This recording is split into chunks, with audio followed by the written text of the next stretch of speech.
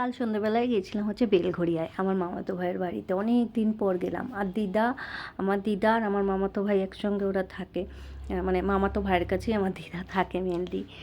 আর আর বেলঘড়িয়াতে আমার সেজো মাসিও থাকে, সেজো মাসির বাড়ি। তো অনেক দিন পর গেছিলাম একটু দিদাকে দেখতে। অনেক দিন ধরে বলছে, কিন্তু আমি যেয়ে উঠতে পারছি না। যেও শরীর খারাপ হলো, মাঝখানে আমার শরীর খারাপ হলো, বড় ছেলের পরীক্ষা চলছিল, এইসব জন্য আর গিয়ে ওঠা হয়নি। তারপর ওখানে গেলাম, যাওয়ার পর এই দেখো ওখানে মেলা হচ্ছে একটা, কি যে ভিড়, বীভৎস ভিড় মেলা। আমার বোন বললো যে চ দিদিভাই একটু ঘুরে আসি। সেরকম ঠিক আছে, ওর সঙ্গে যাওয়া হয় না, গেলাম। আর জিহুও গেছে সঙ্গে, জিহু কিছুতেই শুনলো না।